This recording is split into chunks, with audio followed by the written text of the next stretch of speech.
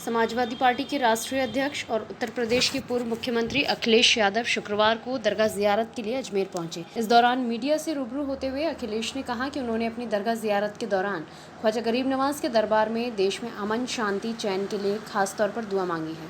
पत्रकारों के सवालों का जवाब देते हुए अखिलेश ने विपक्षी दलों द्वारा बनाए गए संयुक्त दल इंडिया के बारे में कहा कि भारतीय जनता पार्टी विपक्ष की एकता से घबरा गई है, इसलिए वह इंडिया का विरोध कर रहे हैं।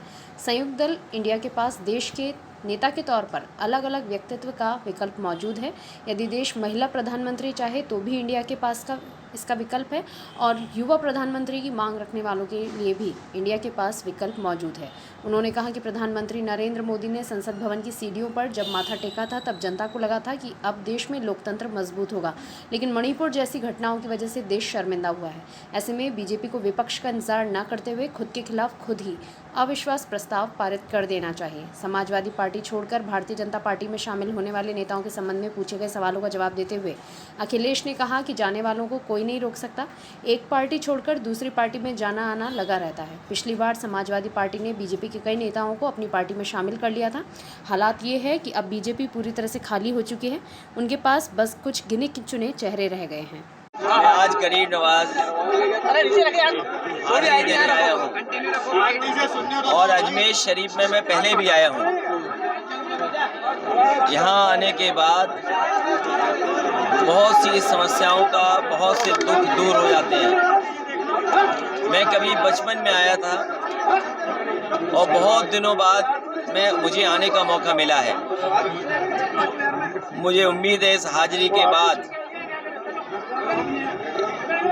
और जैसा कि मान्यता है ये हमारी पहचान बनी है गंगा जमुनी तहजीब, हमारे भाईचारे की, और जो हम अलग अलग जाति धर्म के लोग हैं यहाँ आकर के सब हम एक हो जाते हैं और यहाँ पर अपनी आस्था से, अपने भरोसे से और प्रेम से और सम्मान के लिए हम लोग यहाँ जुड़ते हैं। आकर के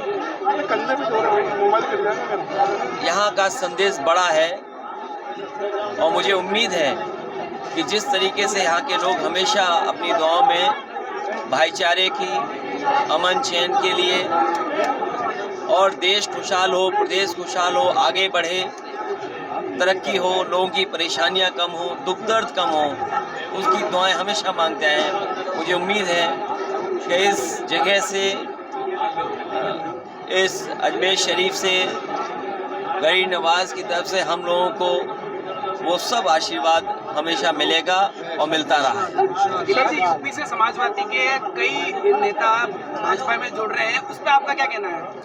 देखिए, जाने वाले को कोई रोक नहीं सकता और ये जो क्योंकि इस स्थान पे बैठे हैं, लेकिन जब आपने पूछ ही लिया सवाल, पत्रकार लोगों के लिए कोई जगह का कोई सवाल हर जगह पूछा जा सकता है और जो जा रहे हैं वो जाएं। ये बीजेपी हमेशा यही तरीका अपनाती है और आपको याद होगा जितने हमारे गए थे उससे ज़्यादा पिछली बार हम लोग लेकर के आए थे। तो ये जो बीजेपी के साथ लोगों का जाना, और आप देखना वो समय आएगा कि बीजेपी के लोग भी बीजेपी छोड़ करके भागेंगे। जनता तो चली गई है, अब कुछ चेहरे बचे हैं, इसीलिए वो जनता में उनके प्रति धारणा बदल जाए, इसलिए कुछ लोगों को शामिल कर रहे हैं। लेकिन 2/3 आबादी इस देश की भारतीय जनता पार्टी को हटाने जा रही है। सर, विपक्ष की पार्टियों ने संयुक्त दल इंडिया बनाया, क्या भाजपा मोदी ब्रांड के सामने मजबूत दिख रहा है? देखिए, जो ब्रांड था, समय होता है ब्रांड का भी, और भारत के ब्रांड से, इंडिया के ब्रांड से, इंडिया के सामने वो टिक नहीं सकते और वो इंडिया से घबरा करके ही अपनी भाषा बोल रहे हैं। इंडिया से क्यों घबरा रहे हैं? और हमें याद है जिस समय प्रधानमंत्री जी ने वो जो स्टेयर्स हैं डेमोक्रेसी की, जहां से हम लोकसभा में घुसते हैं, उन पर अपना माथा लगाया था, पूरे देश के लोगों को खुशी हुई थी। हर इंसान ये समझता था कि भेदभाव खत्म होगा, उनको सम्मान मिलेगा।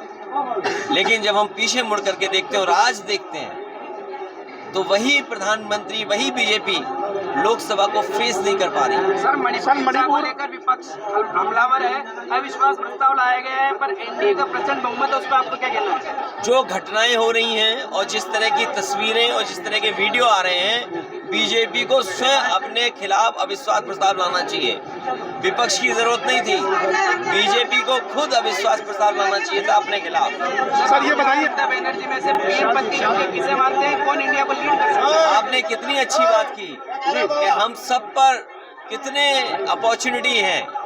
अगर आपको महिला प्रधानमंत्री चाहिए तो महिला प्रधानमंत्री, आपको अगर कोई बुजुर्ग प्रधानमंत्री चाहिए उम्रदार तो वो हमारे पास है अनुभव के साथ। कोई नया यंग प्रधानमंत्री चाहिए वो हमारे पास, अरे बीजेपी के पास तो ऑप्शन ही नहीं है। सर मेरा एक आखिरी सवाल है, मोदी ब्रांड के सामने केंद्र और राज्यों में विपक्ष कहीं नहीं दिख रहा है, क्या प्रतिपक्ष कहीं मुकाबले में है या नहीं है?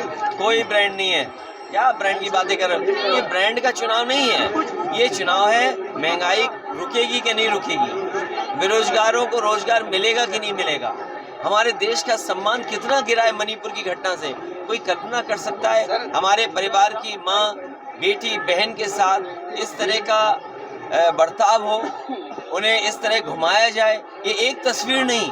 वहाँ के मुख्यमंत्री कह रहे हैं कि ऐसी न जाने कितनी घटनाएं हुई। हमारा देश दुनिया में नंबर 3 पर पहुंचे ना पहुंचे, नंबर 2 पर पहुंचे ना पहुंचे, लेकिन इस देश का सम्मान और हमारी माताएं बहनों का सम्मान बचना चाहिए, हमारी माताओं बहनों का सम्मान नहीं गिरना चाहिए।